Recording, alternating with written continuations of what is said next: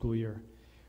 The non-BOCES special education line on line 49, that's down because we no longer need nursing services outside of our 28 Maple Avenue. BOCES special education line 50 special education BOCES, that's up due to increased placements, as well as we have about, I'd say, a dozen students, maybe 10 or 12 that we have kind of pending in the wings that we're not sure what their annual reviews, what their meetings, their CSEs meetings are going to look like, so we just have a placeholder in that line. It's pretty significant, so you'll see that it went from a low number to, I think, $300 or $750,000, $750,000, because we don't know where they're going to be placed.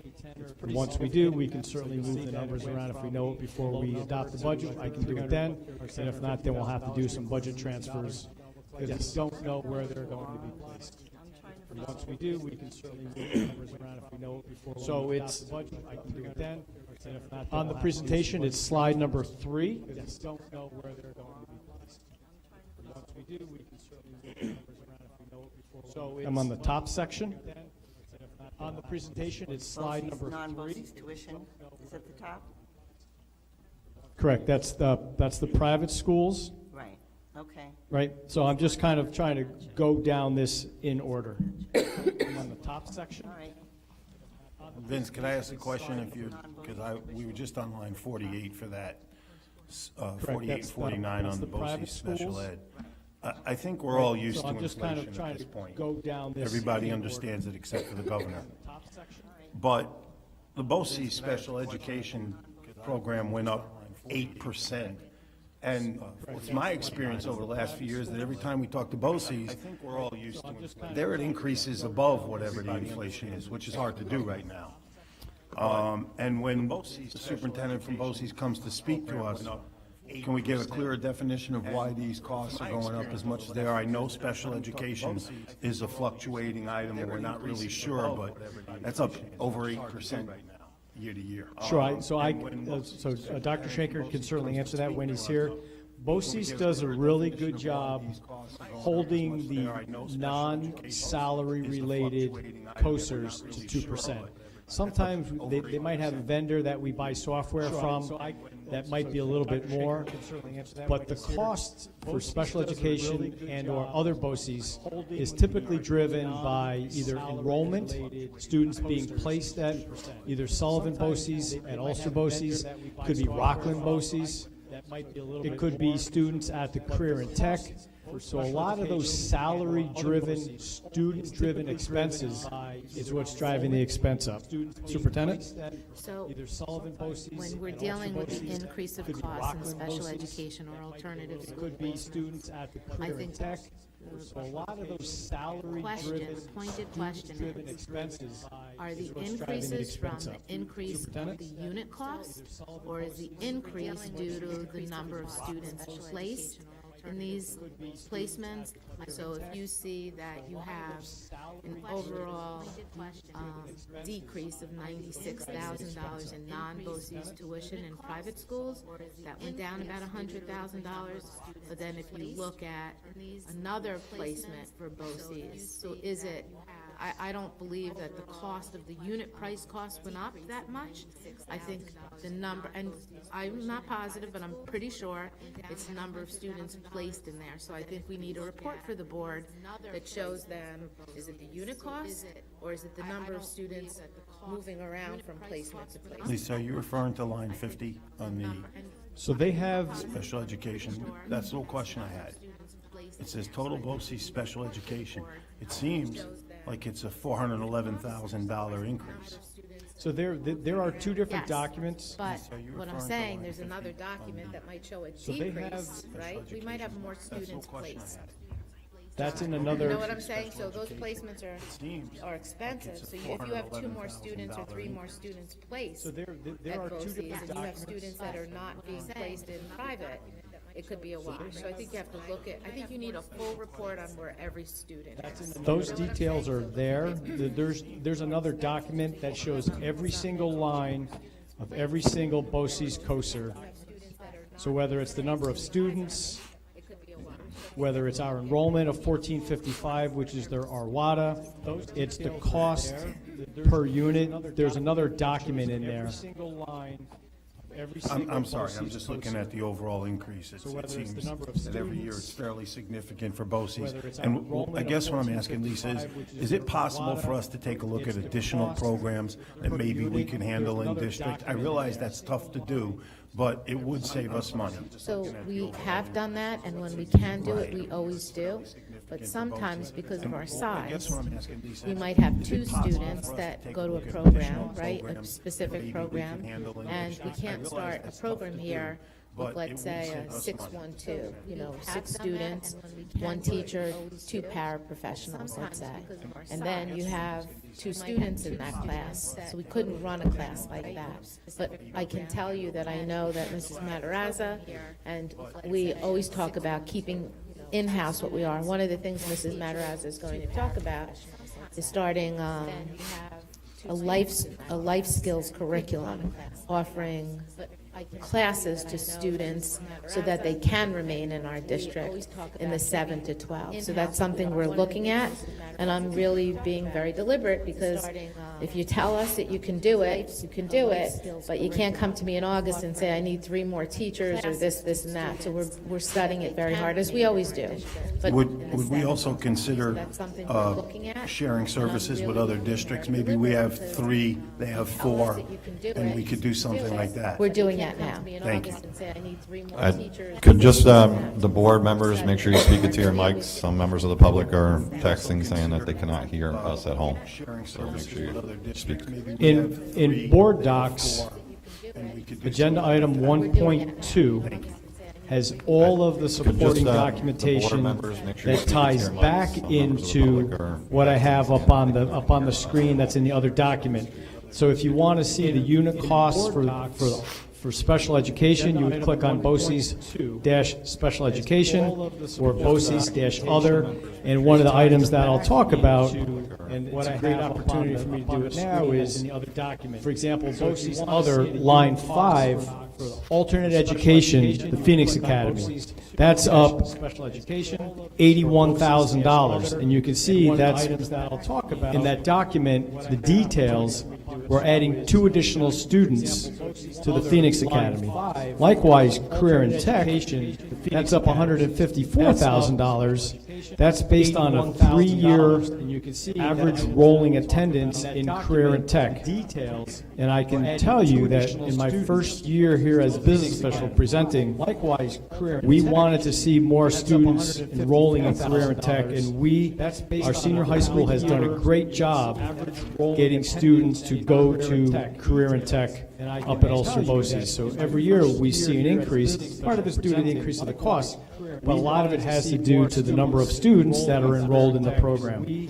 Likewise, line number 9, this is very exciting. It's a $165,000 increase, 137.5% at the Sullivan BOCES Career and Tech. So that's heavy equipment operators, that's farming, those are agricultural. We have more students attending the Sullivan BOCES Career and Tech than we've ever had before. I think we have either 12 or 15 students slotted to attend the program there next year. That's pretty exciting. It's one of the things that we need. If you read anything on the news, we need more students going in, more people going into the trades. There's a lack of carpenters, equipment operators, and if our students can go and get the experience and get a job right out of high school, doing pretty well, that's the purpose of these programs. So we talked briefly about the SWAY program, or Stockade Works, that's arts and education. That's line 19. I think at the last budget workshop, we talked about TTP. That's the Therapeutic Transition Program. Those are programs for students with mental health needs. That is up significantly, $130,000. think I at the just want to last make a budget comment workshop, that at we the last talked about superintendent's TTP, meeting that that's we a had, therapeutic transition program. that Those are service students is up with significantly in programs the for county students and in the with state. mental health There's needs. therapeutic That treatment is up centers that, significantly, or treatment that students need. $130,000. And one of the things we're still advocating for is more mental health services in the community for families outside of, for the additional support for families in the county. Vince, is that line 19? That is up significantly, Treatment that students need. $130,000. We have a couple of decreases, and I'll jump right down to line 119 and 153. We were charged with looking for a new website or a new hosting company. We've talked about that, so that's in line 119, and we've also, to make our website and our internet presence better, we're going to be contracting with Ultra BOCES to manage our website, our Facebook, all of our, everything that we have facing the public. So that's what you see in line 153. That's why there's a pretty big increase there. We have never had that cost before. But they have been managing our Facebook. They've been, right, Facebook, but that's been part of an existing COSER. Before I jump down to athletics, I know that we had talked about a program for Ms. Matarazza to speak about. Did we cover that in its entirety, or do we want her to talk about it a little bit more, about what the suggestion was, or something for next year? Do you want to hear more about the skills-based? Yeah, go ahead.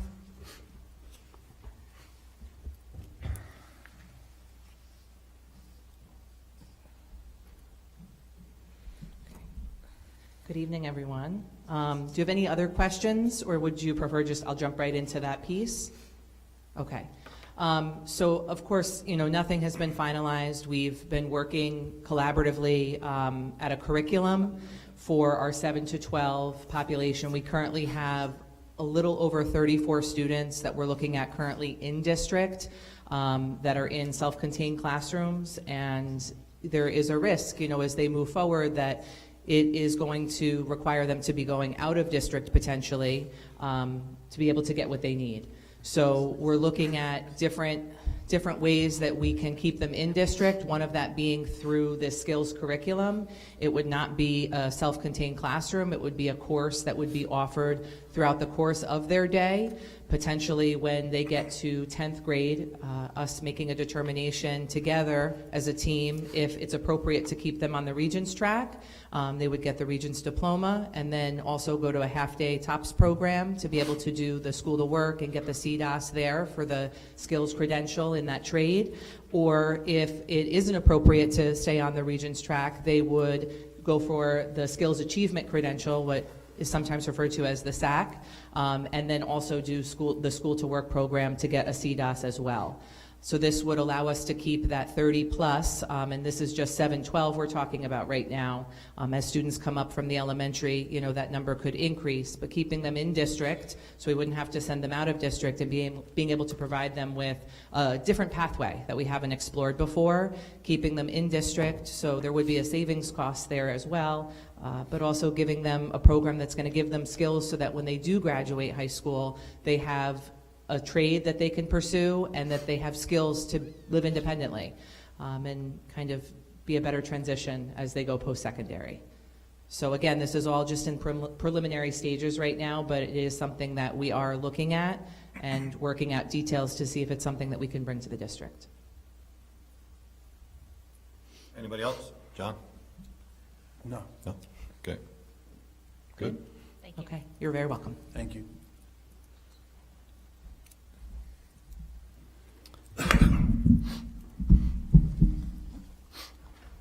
Move on to athletics. The biggest chunk of costs for athletics is in the Regional Office of Athletics, which includes Sports PAC, their administrative staff, processing fees for official payments, Mahal League dues, and we've also added Huddle, which is, and we've added sports to Huddle and allows, so you nodded yes, Huddle is, it's a great way it's the recording of athletic events. It lets the coaches download a game, watch it, analyze it, kind of like what the pros do when they're looking at or scouting, or they're going to compete against a team, or how their players did at the last game. So it's a great way for the coaches to sit down and look at how their players did. Other than that, athletics, Mr. Chasen did a great job keeping the costs flat. John? Thank you. And I guess I can get these questions to Mr. Chasen, and I'm not blaming Mr. Chasen. I think he's done a great job stepping in as an interim athletic director. But I do have some concerns. Our sports increases have gone up. Yes, the regional office and those types of things are up, but so are chaperone scorekeepers and timekeepers. And I'm wondering how our costs are jumping up when we have more and more individual sports that we're not fielding teams in. And so I looked at the sheet that you put out here, Vince, that talks about our history of enrollment. And here's some facts that I think we need to take into consideration. Since 2010, we've lost student population every year, year to year, losses ranging from 0.2% to 4.7%. And in that 13-year period up till this year, we've gone from 1,762 students in our district to 1,438, a loss of 324 students. The projections over the next 7 years is that we'll lose an additional 165 or more students, putting us down possibly into the 1,200s. And so my concern, and I'm fully supportive of athletics, is why our costs continue to go up and the number of teams that we're putting out there is dropping, as is our number of students. And so perhaps when Mr. Chasen comes back, he could explain that to us, because I just don't think it's fiscally prudent of us to continue to have these costs go up when our athletic program numbers are going down. We could certainly, I'll work with Mr. Chasen to run the numbers on how many games we have. There's a cost for the chaperones. If you have more games, there's more expenses. There's their hourly rate. There's the cost per event. So we can certainly put together some numbers for you so you can actually see how these numbers are tracking. So that should not be a problem when I think another report that would be helpful for the board is when you look at the stipends on what's budgeted, because I know we budget what we think we're going to have, but sometimes we can't field a JV or a modified. So just because the budgeted number's in there doesn't necessarily mean we're going to spend that number. But I think an important piece of information for the board is to show them, you know, which teams we budgeted for, which teams we fielded, and where we are at that. Because we know as enrollment continues to decrease, we're not going to be able to field what we have, right? We're talking about that. There's less students, the same number of teams, more competition. So those numbers compared budget to what actually gets appointed and used during the year is key. So I think that's important for me to do that. Right, I made a note. We can certainly do that. And the one thing that I don't want to do is not budget for something and then find out that it happens, that for whatever reason, I can't predict what next school year is going to look like. So if I say sport, blah, blah, blah, is not going to field next year, and then it does, and I haven't budgeted for it, now I'm moving money around, and I'd rather not do that. It's more of a systemic issue that we're looking at here, how to move forward with. Well, I would think that if that happens and we don't field teams, then we certainly would have a lesser spending on our budget. Definitely. But things like transportation to away contests for teams that have half the number of students that should be participating in that sport.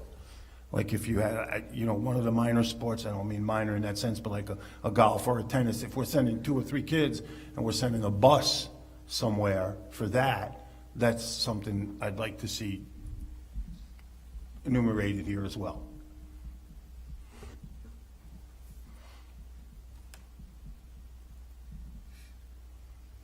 Understood. Anything else? That's good, thank you. You're welcome. Buildings and grounds, the big ticket item, I'll jump right down. Actually, there's 2 of them. I was asked last week, why are the SROs coded in buildings and grounds? Under capital, that's where we have all the business office contractual expenses, insurance, safety and security, and that's why the SROs are budgeted there under the contractual line. And as well as debt service, which the debt service I'll jump into briefly in a second. What's really driving our tax levy increase has to do with the principal and interest. Whether you buy a car, you buy a house, you got the principal what it costs you to borrow that money. That we have to budget for, and we're getting more into our capital project. We've started our second capital project. We've already borrowed to pay for what we've done so far. We still have another, no, it's just me not paying attention. And then we'll be borrowing more money to finish the project. So our debt service, the principal and interest, will be added every year for the next couple of years until we're done building.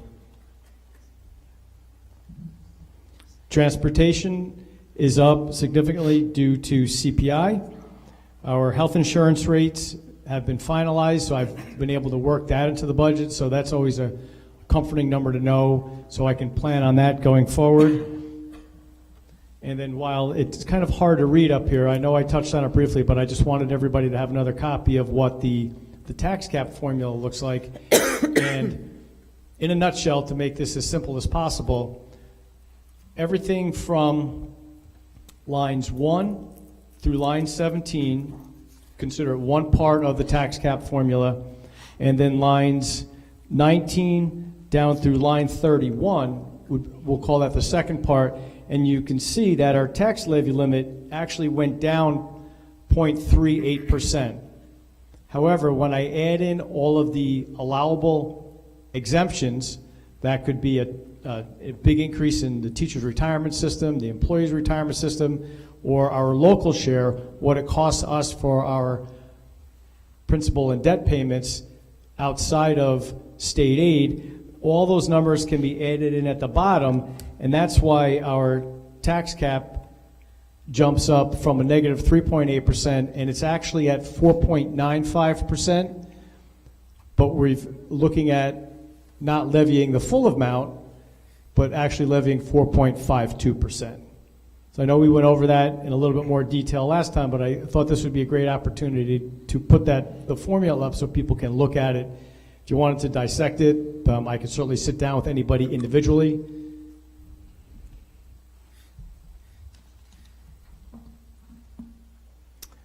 The next meeting is March 28th. That'll be a full budget overview. I'll go through a lot of these, everything that I've covered over the last couple of weeks. Hopefully we'll have other numbers from the state, not really sure yet. Hopefully we'll get an on-time budget, and I'll know definitively by then. Thank you. Thank you. All right, there being no further questions, I'll entertain a motion to adjourn the budget workshop. Reconvene the public meeting at 7:30. Second, all in favor? Opposed? No one? We're adjourned.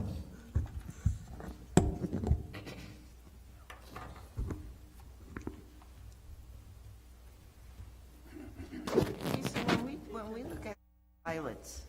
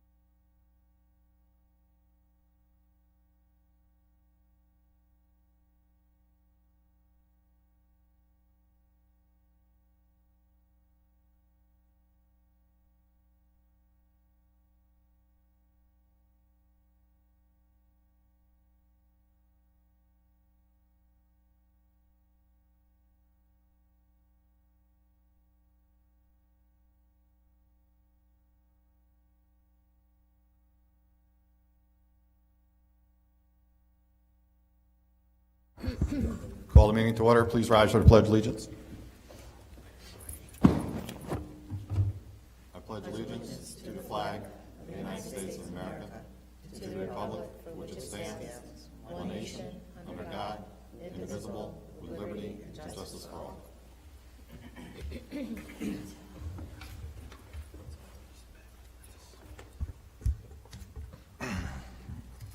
Okay, I will call for a motion to accept the minutes of the March 7th, 2023 meeting. So moved. Second. Been moved and seconded. Discussion? All those in favor? Opposed? No one? Motion carries. Public forum for this evening. Yes. Call to the podium Grammy Singer. Gammy Singer, rather. Talk about pre-K.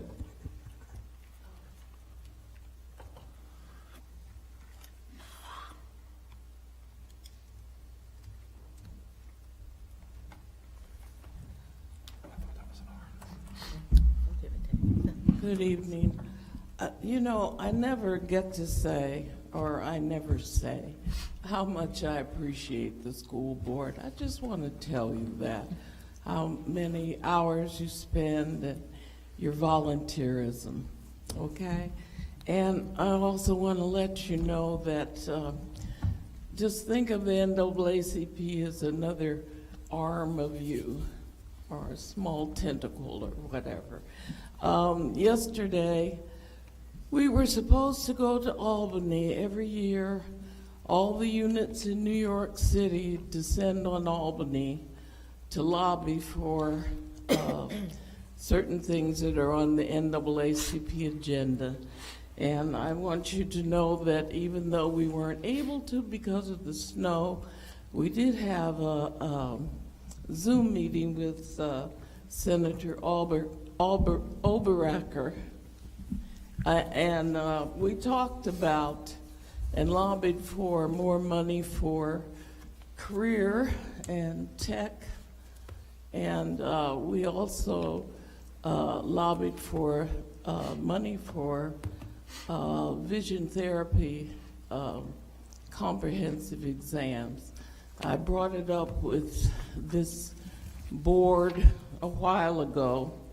85% of students are misdiagnosed and put into special ed because of vision problems. 1 in 4 students has vision problems. This is not just seeing acuity, but it's other things. They see words jumping, they don't track across, they don't track down, a lot of things that come up. So it's something that we feel is important, and Ellenville hasn't quite gotten started on that, but I still have hope. Okay. The thing that I wanted to talk about, though, was pre-K. As you mentioned, the enrollment is down, and I've heard there's going to be a what do you call it? Some kids are going to be able to go to pre-K and some not because of lack of room. And I'm wondering why, if the enrollment is down and we had pre-K back when, why there isn't room for all students to be able to go to pre-K. That's question number 1. And what will happen to pre-K when the work starts on the building? Is that going to be extinguished, or is there going to be room then, or what's going to happen?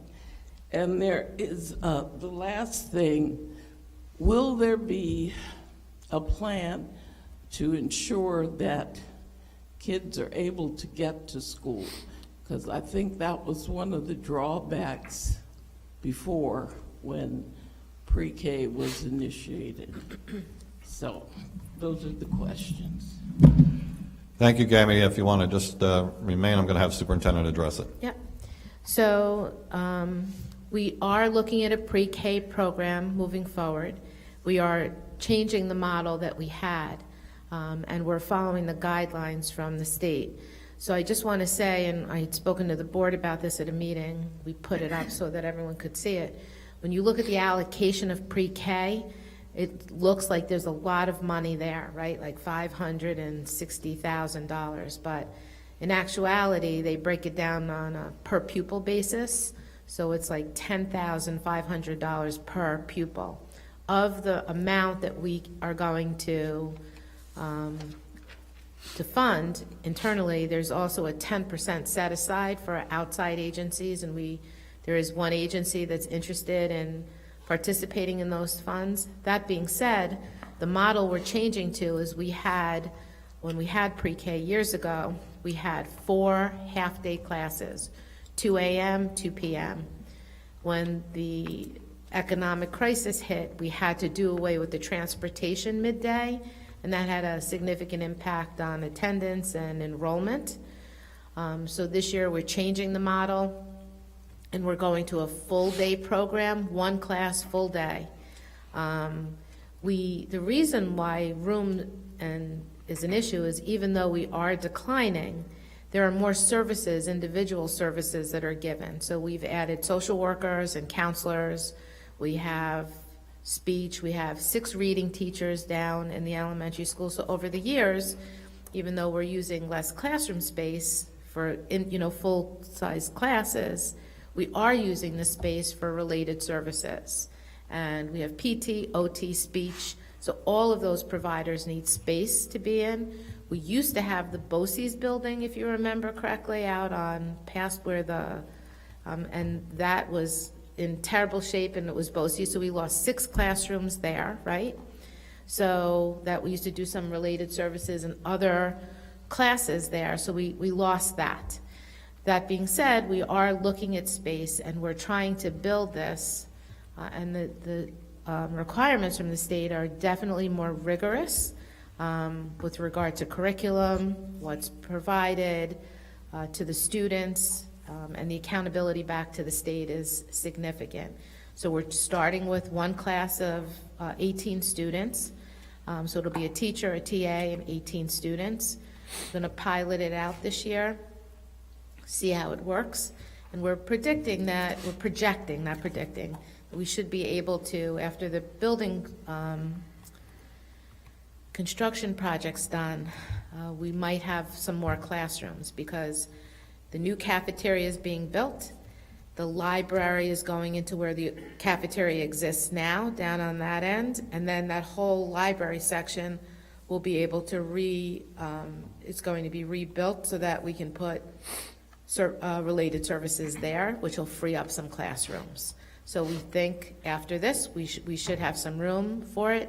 We also, when students are here full days, they get specials and lunch, so there's a lot of scheduling that, with the new cafeteria, it should be very helpful for us. So we're starting it 1 year. I know it, we want more.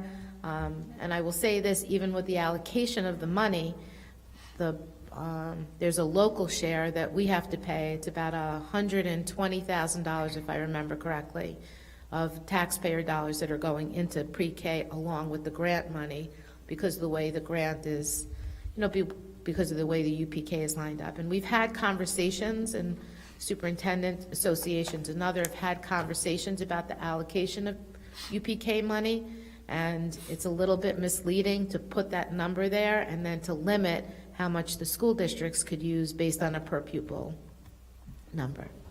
How long do you think you will not have pre-K? How do you say the building is going to affect it after it's done? So what we're projecting is we're going to have pre-K. We're planning on having a pre-K class this September, 1 class. Between this September and next summer, not this summer, next summer, we'll redesign the library. So in the fall of 2024, after the summer work, the summer construction of 2024, we might be able to add a couple of classes in 2024. But we're planning on it, and we're excited about it, and we want to expand it, and we'll figure out a way to do it. And the plan to ensure that students can get to school is there. They'll be provided transportation coming in and transportation coming out.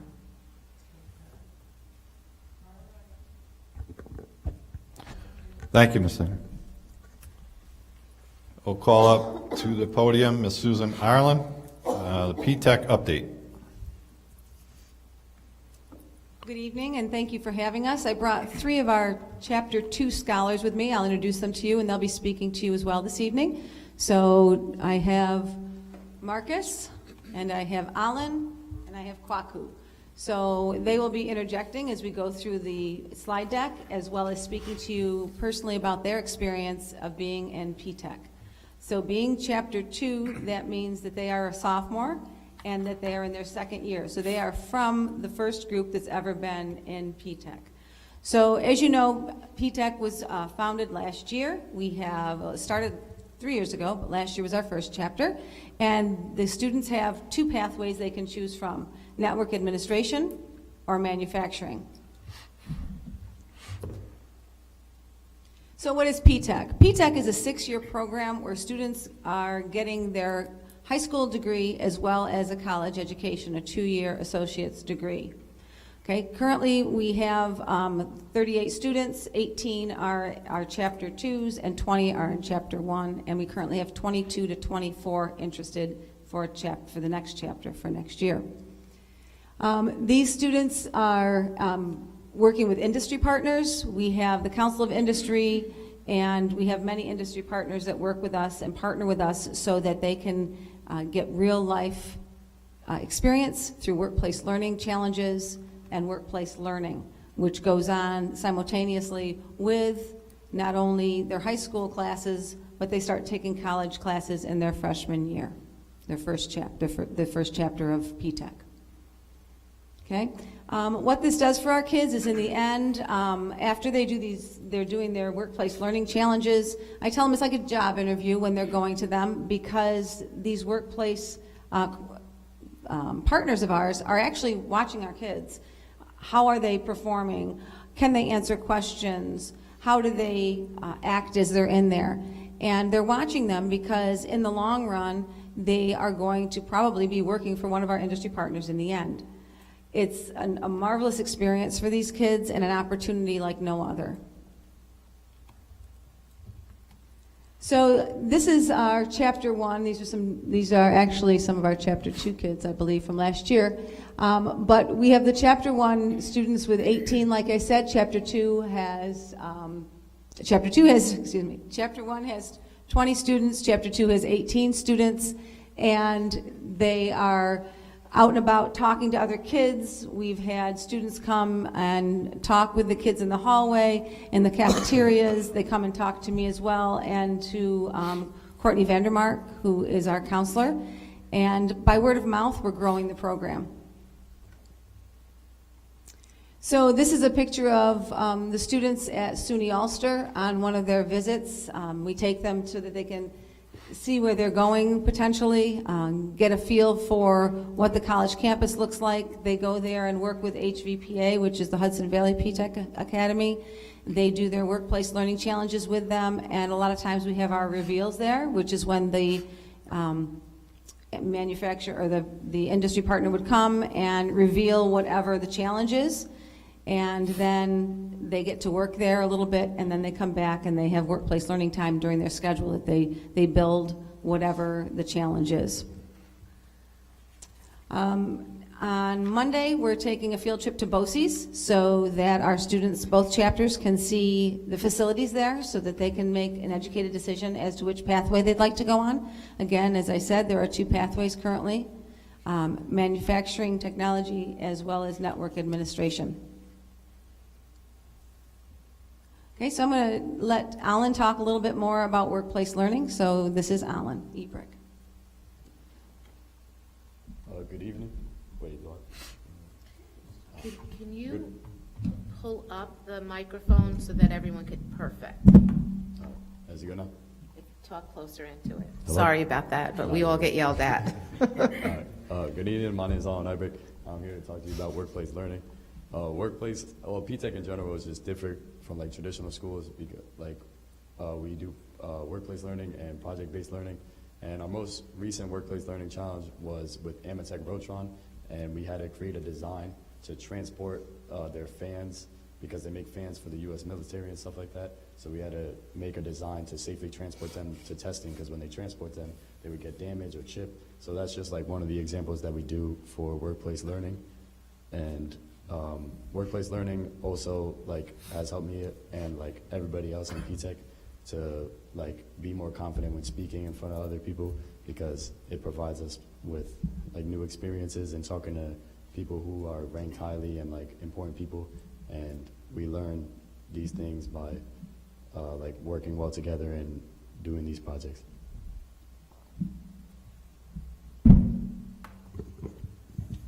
Ms. Arlen, if I may, is it okay to ask questions during the presentation? Sure. If I could ask Alan? Alan. Come back. Willie, can you just speak into your mic? So Alan, outside of school, what benefits do you see in participating in the P-Tech program? Would you have been able to stand in front of an audience as you are now and speak publicly? I don't think so. I don't think I would be able to because I remember last year, and I think I'm speaking for all of P-Tech. Last year, we all were like extremely nervous. I remember our first presentation, we were all presenting in front of just our classmates, just like 20 people that we all knew like our entire life. Mm-hmm. And we were all extremely nervous, and a few students like before would like start like crying because of like stress and anxiety, and now like we go there and just do extremely well.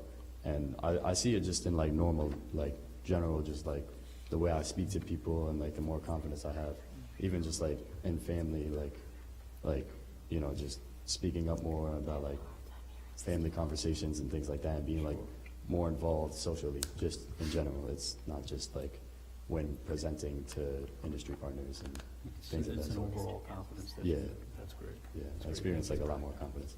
Thank you. And does that go for your colleagues back there? Great. Yeah. Great. Thank you. So I had spoken about how the industries are looking for more employees in these two pathways, and that's the main reason why these two pathways have been chosen by the Ulster County Industries. Before they actually get to work for one of them, they will be doing internships. So next year, they will be, these three and their other 15 classmates will be taking classes part of the day here, and then either going to BOCES or SUNY Ulster for taking the rest of their classes. So they start right off, they'll be juniors, and they'll do that in their senior year, and then in year 5 and 6, they will still be part of Ellenville P-Tech. They will always be part of Ellenville P-Tech, but they will be part of them.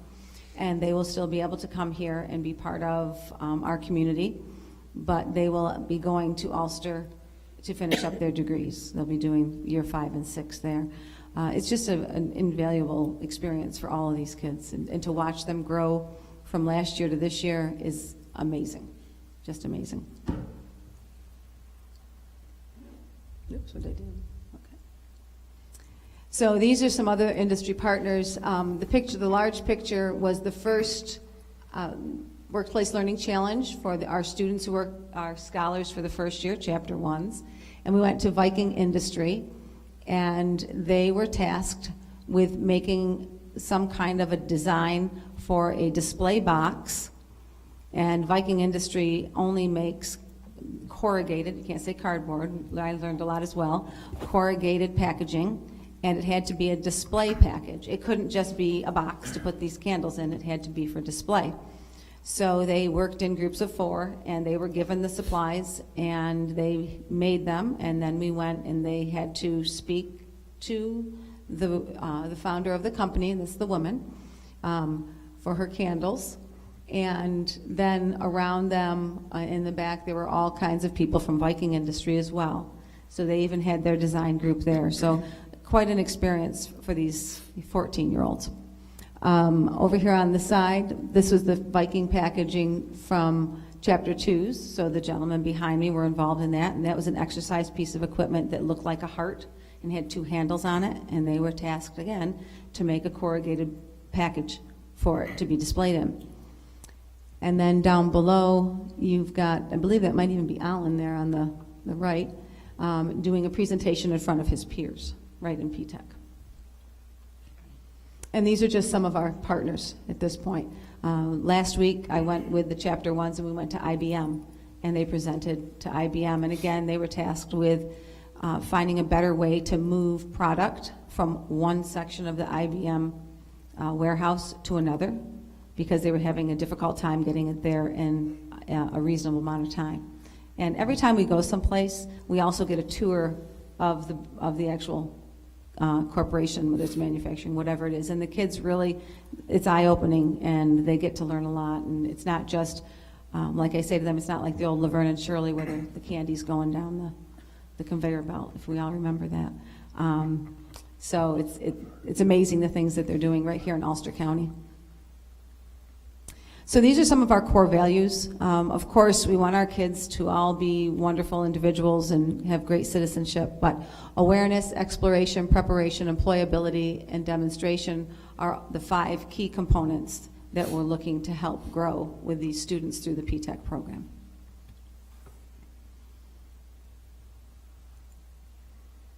Okay. So I'm going to let Marcus talk about workplace learning challenges and what he thinks about them, just so that he can also have a little time to talk to you about how he feels about PTech as well. So this is Marcus. Hi, good evening. My name is Marcus Luis Rivera. I am a Chapter 2 Young Scholar here in the PTech program. And one of the things I'd just like to say before, I just want to say thank you for this opportunity and letting us be here. And I also want to say thank you if you guys are watching, Ms. Cahill, Ms. our lead learners, Ms. Cahill, Ms. Birnbaum, and Mr. Desarme, along with Ms. Santiago and Ms. Gillis and Ms. Ireland, of course. Without them, I don't think we'd be able to be here and doing this, as well as being able to build this experience all together. And yeah, I just want to say thank you to them. So one of my personal experiences from this program is, it would definitely be the fact that I've been able to see my growth from the beginning of when we started in 9th grade to now, and being able to see that progression from when we started till now. And one of those things from a thing like this is the WPL, I just want to say, is that one of those things is that we're able to see, like I said, the progression from when we started until now.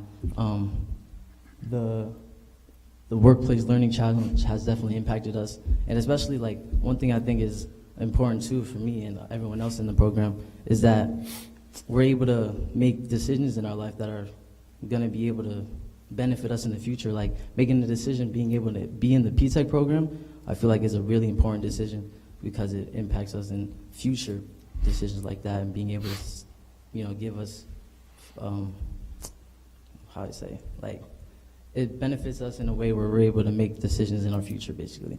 And being able to be in 8th grade and saying, like, I made the decision for my future to be in a program like this where it's going to benefit us. So that's definitely important to me, and I feel like it's definitely important to a bunch of us in the program as well. And WPL has definitely helped me with being able to speak into a crowd and just being more confident in myself in general and overall life, as Alan was saying, reiterating what he was saying. And yeah, thank you. Marcus, Marcus, I'm sorry, I'm going to be asking questions. I love this program, and I thank you all for coming back and giving us the feedback.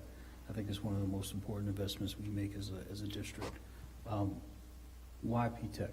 Why did you choose PTech as an 8th grader?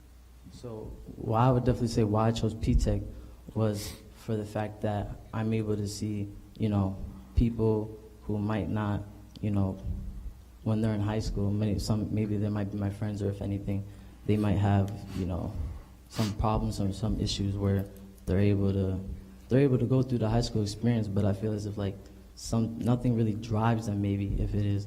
And I feel like one of the things for me with PTech was like the pathways and being able to see that it's a 6-year program that gives us free college. I think it was a great opportunity for us. So, being in 8th grade and just being able to see, why not, try it, and if it's something that it's something that we might not see, impact us at all, then it might not impact us, but it's for our future, so we got to try it, It's quite a commitment, and you're in chapter 2 now. How have you handled having to separate, for lack of a better term, from your cohorts here in 10th grade back at Ellenville in the standard programs? How do you deal with that? One way I definitely deal with that is, just saying myself, like, if I'm in this program, I'm going to commit to it, and I'm not going to let any outside forces, affect that in any way, even if it's, maybe not hanging out with my friends I see in school every day, and being able to be separated, in the middle school as we are, and, being able to be all together in our P-Tech program. It kind of, like, we built the experience, and it's like we're all the family in there, and I just think that it's one of those things where if you commit to it, you could just easily do it, and you're all together with the people, like I said, with our program. And as well as the fact that my friends outside of P-Tech, I still might not be able to see them as much in school, but at the same time, we're all going our separate ways, and it's life in general, you might not always, I feel like you might not always be going the same road or same route as your friends, but you're still, pushing forward and doing your own thing. So do you feel you've built connections in the P-Tech Oh, program? 100%. And your connections that are not in the P-Tech programs, that they have not suffered? No. Those friendships have not suffered? No. That's great. I feel like like I said, we've built a experience here, and we're the pioneers, bro. We're the first time in the P-Tech program here in Ellenville, so I feel like, it's a good thing. It's a good experience. Thank you.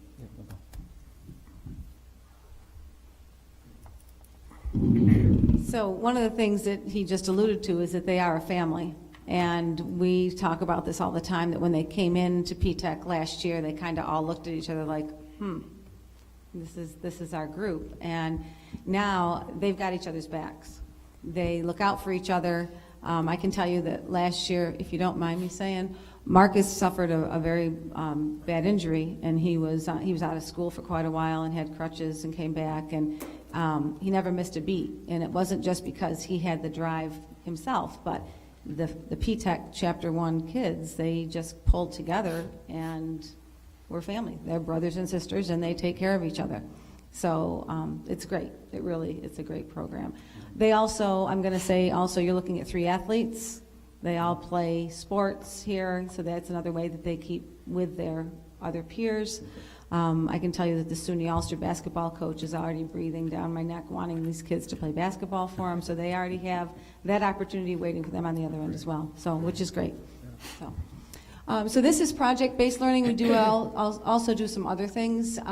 We took both chapters to the Metropolitan Museum of Art this year, and they studied history through art.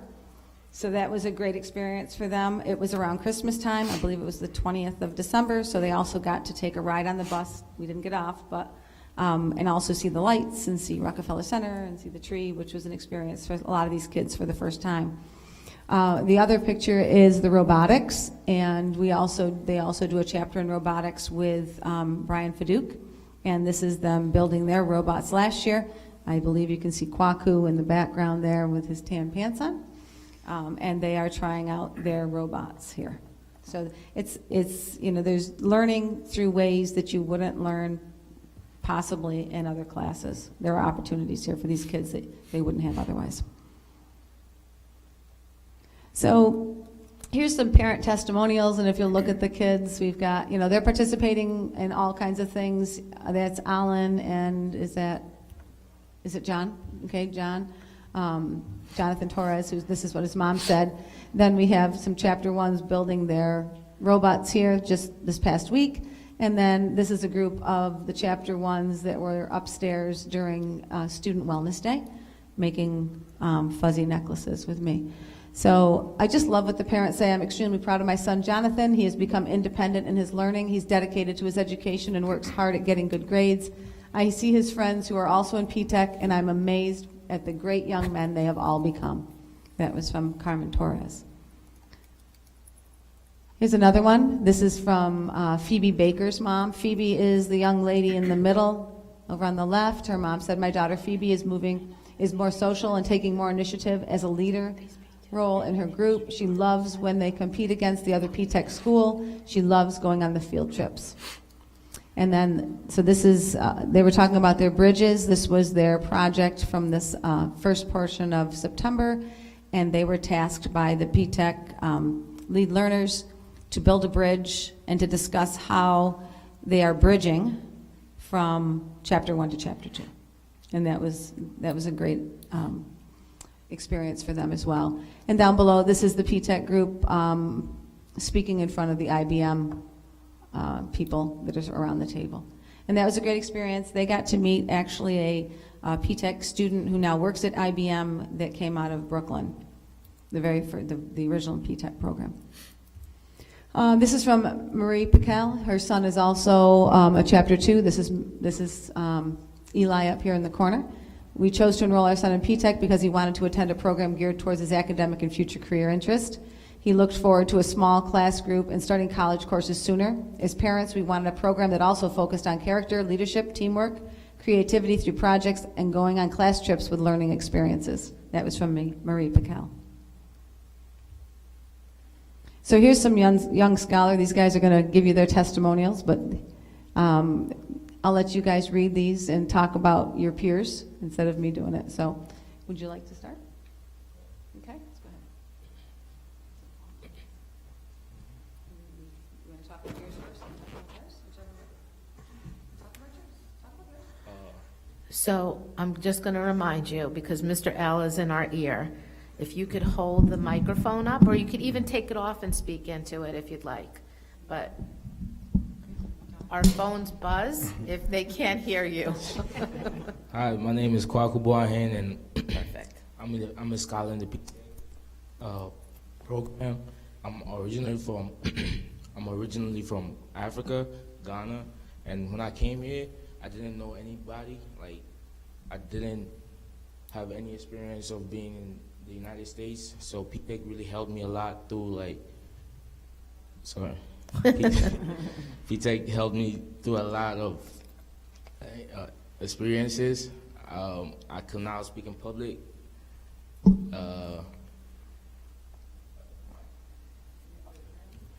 I made a family. These are my best friends, Marcus and Alan. We were super close. And I was not a people person when I came here, but now I'm friends with everybody in the school.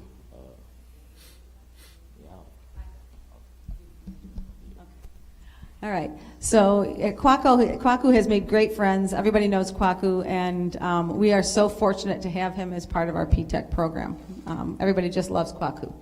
So Paula Morales is a Chapter 1 scholar right now, and she says, I like the teamwork we all have. The program has positively impacted me because when I was in 8th grade last year, I didn't have many friendships.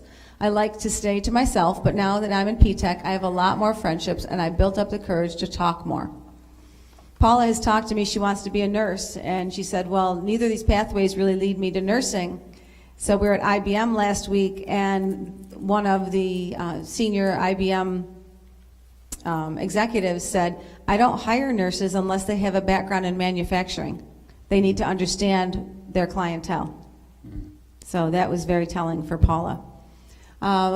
Emily Rahman said in Chapter 2, what I like about the PTEC experience is the amount of support we get. They get a lot of support, one-on-one. There are so many lead learners in PTEC to help around.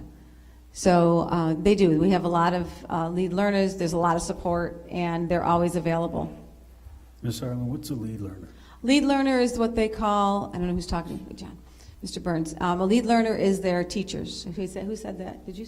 I'm sorry, I just heard it because I turned my head.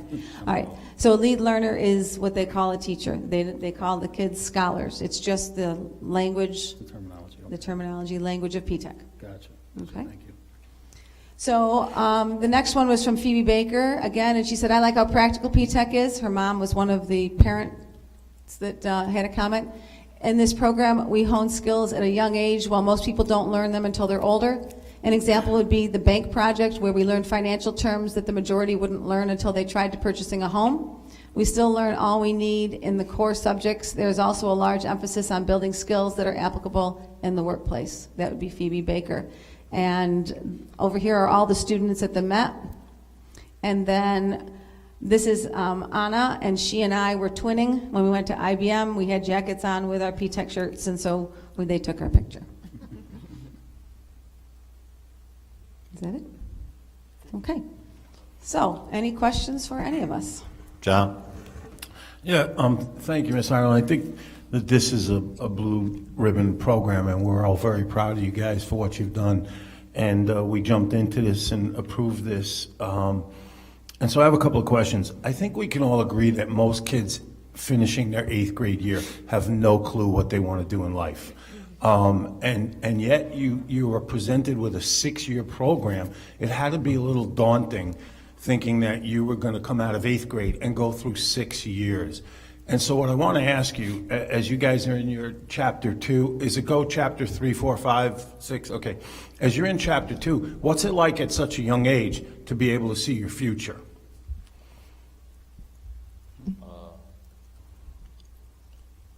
It was an opportunity for me, and I took it.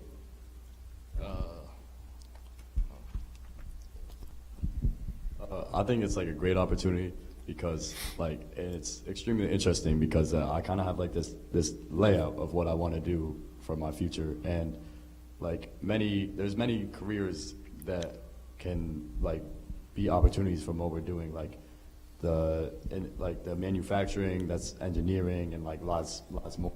So it's interesting, and like as we grow, like we haven't like made our final decision yet. Like we still have time to make that decision, but like we're also getting our prerequisites, and we're 2 years ahead of the game. So I just think it's like if you want to be a teacher and you need a master's for like you're 2 years ahead, and that's 2 years of more money, and you're just ahead and ahead and ahead. So I just think it's a great opportunity.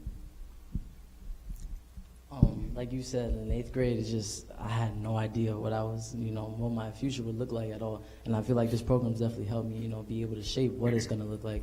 And it's definitely helped me in multiple other ways, and just, being able to say that I'm looking forward into my success in the future. And it's basically just set up like what it's going to look like in the future for me. So that's definitely, and what the experience look like here, it's just like in our age right now, I feel like it separates us from a lot of other people who might, not be looking at their future. And like I said before, it just sets us up for success, I feel like. 100%. Thank you. I just think it's such a credit to you guys that you can sit there and talk like you can. When I was in 8th grade, I didn't know what to do after lunch. And you guys have it all plotted out. Susan, I have 2 questions for you, if you don't mind. One was, could you talk about the support that the Chapter 2s give the Chapter 1s? Because when you guys were Chapter 1s, you were very unsure of what was going on. How does that support group work? Well, interestingly enough, because they were our first group, they had no one but us. And at the time last year, I was their Spanish teacher, so I knew them all last year in P-Tech through that avenue. So this year, there's opportunities when they do mix, and they do have a chance to mentor each other. And but they also have, they're on separate paths. Like this group, by the end, I don't know if I said this, but by the end of their sophomore year, by the end of Chapter 2, they have their 5 regencies that are required in order to graduate completed. They've taken all of those and gotten them out of the way, check. At the end of their first chapter, they have their first college class taken, check. So they then can start, thinking about that. So do they mingle, but they don't. We're in the same hallway. They have the same teachers at different times. Some of them are tutors. Some of them are in the after-school program in P-Tech and tutor the Chapter 1s. So that's, quite an accomplishment for them. And that builds those bonds also. But the Chapter 1s know that they're there for them. Right. They need them. The last question I had was, I think one of the concerns we had when we started this program was a retention and the ability to keep kids in program. Obviously, some kids come in and then realize it's not for them. I noticed that in the Chapter 1 you have 20, Chapter 2 you have 18, so it seems like and you said we're growing with it. What did we start Chapter 1 with last year? Chapter 1, I believe, had 22, help me, 22. We lost one person, moved away and then came back, so it was out of the program, right. And 3 were not successful. So there's optimism that we can continue to grow the program and keep it going. Great, Correct. congratulations. Thank you, thank you. Iris? Thank you very much. It's a pleasure to hear you speak to us. I was wondering if you could just give us briefly explain how students get into this program. Okay, so we are right now canvassing, and we had Courtney Vandermark go into all the 8th grade just to outline coursework for 9th grade. So one of the avenues is through Courtney, speaking to them and offering them P-TECH. I can tell you, though, the very first place that I started getting names was open house. This year when we did our fair outside and the P-TECH table, there were parents that were telling, we had a list, we had a piece of paper you could sign up there, or people were seeking me out and saying, I really want my child to be on P-TECH. I have 3 or 4 on a list that are in 4th grade right now, that their parents already want to make sure that they're on the list and that we can talk about it again and revisit it when they That's get to the wonderful. 8th grade. The other avenue is siblings.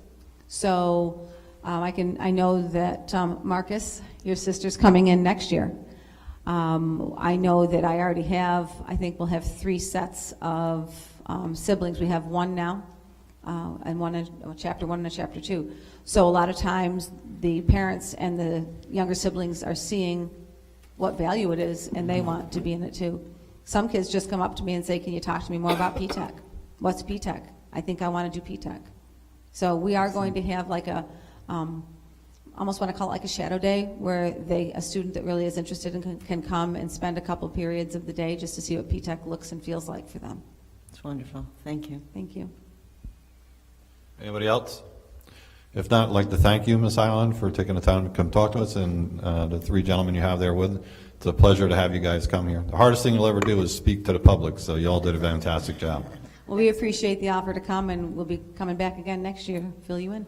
Thank you. Thank you. Thank you. All right, we'll move on to reports and correspondence. I'd like to get an update. Hall of Fame Committee, where are we? Yep, John? Thank you. So as I mentioned last meeting, we designated October 14th for our Hall of Fame induction. And again, you know, the community has an opportunity to nominate anybody that they think. In the past, we've already got a couple. And, you know, this last year was probably one of the best we've had. So we're looking forward to that. But anybody that has anybody in mind as a former athlete, coach, or we even have a special category for someone that's done a lot for the school district even, that they can just put those nominations through to the athletic office. It's on the website, the form, and if not, you can call the athletic office and get information on how you can go about nominating somebody. So that'll be October 14th. Again, we'll have the breakfast for all the inductees and their guests, and then we'll go down to the field and do the induction before the football game, and that'll be around 11 or so. We'll be in there. So that's that. And I had one other thing I wanted to mention, if I could. I think some of us saw an email from our radio and television station from Tim Lukaseski. As you know, I'm the board liaison to the Rural Schools Association of New York. And when I was at the last conference, I noticed that they were doing a video contest. And right away, I sent it to Tim because I know what a great job they do. And I know that they would do really well. And I haven't gotten all the information now, but they took first place in that. There's a $500 award coming. The president of the Rural Schools Association is going to come and make the presentation if he can when Tim and Alan and them decide when to have that. They also won second place in another category of the 2 things that they entered. And the one that they took first place for was on diversity in Ellenville. And it's just amazing. I can't wait to see the program. But kudos to them. And, of course, Lisa, I'd like to ask if we can get them to a board meeting to recognize those students. Yep, I'm going to mention their names in my comments, too. Thank you very much. So I'm sorry I stole your thunder on that. No. But it was just It's really not my a thunder, great it's thing. I kind of felt guilty bringing it to us because I knew we'd win. Yeah. The students' thunder. We're very proud of them. Yes, thank you. Thank you. Lisa Ramirez on the arts. I have nothing new to report since last week. All right, thank you. That'll be it. Board membership, Iris? Yeah, I had spoken to Vince about the entrances and the 3D diagrams that we have, so it isn't clear to me what this is going to look like. So I'd like to get a copy next week, if possible, of a line drawing of what those entrances are going to look like. I just want to be sure we're doing what we intend. Thank you. One thing I wanted to add, I would like the policy committee to take a look at our acceptable usage policy and see if that needs to be tightened up in one of your next meetings.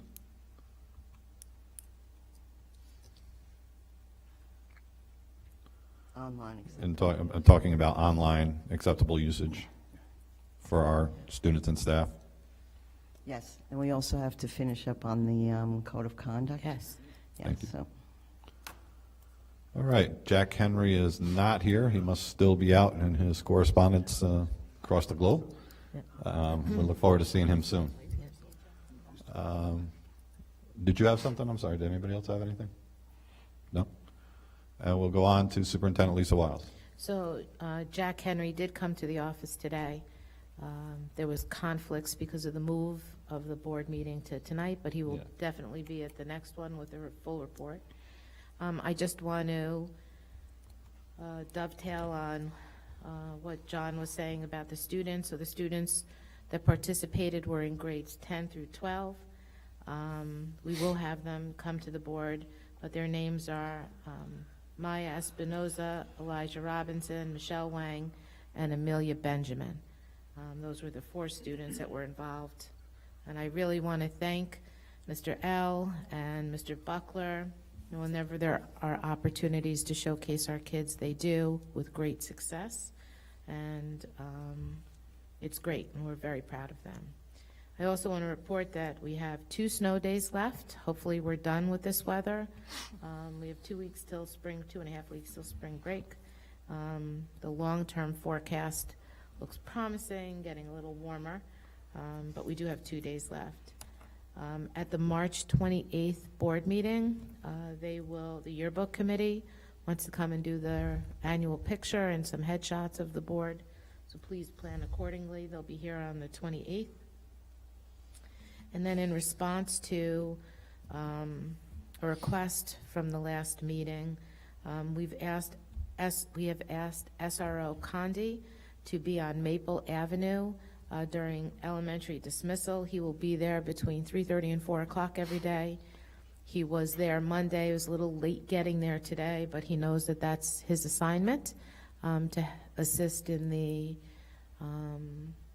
traffic flow and students crossing in the afternoon. We are looking for more security, and we'll have more updates for you as that happens, and that's all I have tonight. Thank you. Assistant Superintendent for Business, Mr. Napoli. I have nothing to report tonight, sir. Thank you. Deputy Superintendent Kelly White. Good evening. I just want to remind the school community that on Tuesday, March 21st, we have a superintendent's conference day. This is our superintendent's conference day / staff wellness day. We're focusing on the social emotional well-being of our staff. So they have a series of activities in the morning and professional learning workshops, and then in the afternoon they have some additional planning, collaboration time built into their day. So this event was a huge success for our staff last year. It really built morale and allowed us to end the year on a positive note, and we're excited to be able to bring that back for them this year. Thank you. Move on to personnel resolutions for this evening.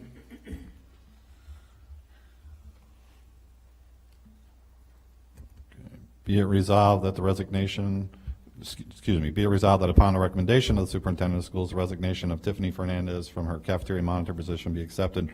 Close the business effective March 14, 2023, purpose of accepting a teacher aide position. So moved. Second. Been moved and seconded. Discussion. All those in favor? Well, and Excuse me. if I can brag for a minute, I just want to say Tiffany was one of my former students in the Beacon City School District, and she really struggled at times. I'm so proud of her that she's worked her way up to here, so I think she's going to do a great job with us. Thank you. Any further discussion? If not, all those in favor? Opposed? No one. Motion carries. Upon the recommendation of the superintendent of schools, be it resolved that Sophia Vieira be appointed to a 1.0 full-time equivalent teacher aide position at a contractual rate of $27,044. Step So 1 moved. prorated. It's been Second. moved. Second. Seconded. Discussion. All those in favor? Opposed? No one. Upon the recommendation of the superintendent of schools, be it resolved that Natalie Evans be appointed to a 1.0 full-time equivalent teacher aide position with a contractual rate of $27,044. It's been moved. Second. Seconded. Discussion. All those in favor? Opposed? No one? Upon the recommendation of the superintendent of schools, be resolved the following coaches for the spring be approved as indicated for the 22-23 Move the list. school year, pending certification. Move The the list has list. been moved. Second. Second. Discussion. John? Have we gotten numbers of students out for these sports, Lisa? We do. I just want to see if yes, there's an attachment. So far, modified baseball is 15, modified softball 16, modified boys track 11, modified girls track 9, and JV baseball 16. So there's an attachment of a document in the resolution. You can see all of that. And there might be more now. I'm not positive. I didn't get That's it great. today. Any further discussion? If not, all those in favor? Opposed? No one? Motion carries. Resolve the Ellenville Central School District Board of Education nominate Marla Kaplan to fill the 3-year term of the Ulster County BOCES Board. So moved. Second. Moved, seconded, discussion. All those in favor? Opposed? No one? Motion carries. Be it resolved that Kelly White be appointed as a school lunch hearing officer for the 22-23 school year. So moved. Second. Moved and seconded, discussion. All those in favor? Opposed? No one? Motion carries.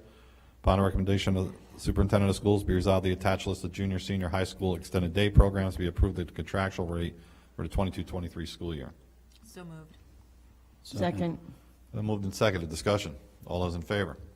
Opposed? No one. Motion carries. Upon the recommendation of the superintendent of schools, be resolved that the memorandum of agreement between the Ellenville Central School District and the ETS RPA Teachers Unit be approved as attached. So moved. Been moved. Second. Second, discussion. All those in favor? Opposed? No one? Motion carries. Upon the recommendation of the superintendent of schools, be it resolved the following substitute personnel be appointed for the 22-23 school year. Caitlin Sherry and Elizabeth Matricia. So moved. Been moved and seconded. Discussion. John? For Vincent, Lisa, and Kelly, I mean, everybody's short. We keep saying that. Far be it for me to suggest this, but is it time that we up the salaries again to try and be more competitive? So- I think we're down to 1 or 2 certified teachers on the sub list, you told me? Yeah, we don't have a lot of certified teachers. We have had a better go of it this year with uncertified teachers. I honestly just don't think we have certified teachers out there. There's a huge shortage right now of certified teachers for teaching positions. So where you used to be able to pull for people looking for jobs, there's such a small pool. So I don't think this is a pay issue. I think this is a supply issue. And I'm assuming that there are days where we have a lot of positions unfilled because of a lack of So subs. luckily, we have the pay for prep, the pay for duty, that helps us a lot. Really, without that, we would really have a lot of issues, but for the most part, we're doing better this year than we did last year. Okay, thank you. Any further discussion? All those in favor? Opposed? And I will abstain. Move on to education resolutions for this evening. Resolve the attached list of IEPs be acknowledged as appropriate. There are 23. Move the list. Second. Lists have been moved and seconded. Discussion? All those in favor? Opposed? No one? Motion carries. Resolved that the following volunteers be approved for the 22-23 school year. Kathleen Burns and Reginald Steele. So moved. Second. Moved and seconded. Discussion. All those in favor? Opposed? No one? Motion carries. Resolve the Aerospace Club be created and approved. So moved. Second. Moved and seconded. Discussion. Iris. Could you clarify a little bit? You know, I read the information that was there, but I was just curious who the advisor would be and, you know, what the routine will be for this club. I'm not sure about the advisor, because if the board approves the club, we'll post for it. Oh, so and it wasn't an adult advisor who came to you and said they'd like a club, it was the students? brought this forward. Right, right, So okay. we'll have more clarification, as we move forward. I also appreciate that you gave us the list of the extracurricular Yep. activities, and I do see that there's quite a number that don't have advisors that aren't active groups. So I wonder if we might talk about that sometime and see how we could improve on that. I keep thinking, I know there are so many people that are troubled with the way the world is and issues in school, and I keep believing that the more social interaction we can create for our students, working together in person on common interests, it has to benefit and make life more manageable. So, and I think that extracurricular can play a very big part in that. So I'd like to talk a little bit more at some point how we might encourage participation there. Okay. Thank you. Any further discussion? If not, all those in favor? Opposed? No one. Motion carries. Construction resolutions for this evening. Resolve the payment for construction manager invoice 20.04.01-32. So moved. And moved and seconded. Discussion. All those in favor? Opposed? No one. Motion carries. Health and Welfare Service Contract. Resolve the contract providing health and welfare services for the Ellenville Central School District in the amount indicated below be approved. So moved. Second. Moved and seconded. Discussion. All those in favor? Opposed? No one. Motion carries. Mark your calendars, ladies and gentlemen. Next meeting is March 28, 2023. Will be our regular meeting and overview of the entire budget and budget workshop. Is there anything anybody would like to see on the agenda? John. I'd like to see, I brought this up at the last meeting, I'd like to see a discussion of our procedures and policies for the 2-hour delay and some of the inequities that I believe are there regarding different members of our units of work. So if we could get something on the table discussion-wise with that, I'd appreciate it. Is that contractual or a policy? It's it's contractual, dealing with specific union. We're going to ask for a motion to adjourn to executive session for a brief discussion. So moved. And it's a matter of personnel. It's been moved and seconded. Discussion. All those in favor? Not to reconvene in public session. Opposed? No one? We are adjourned to executive session and the meeting is closed.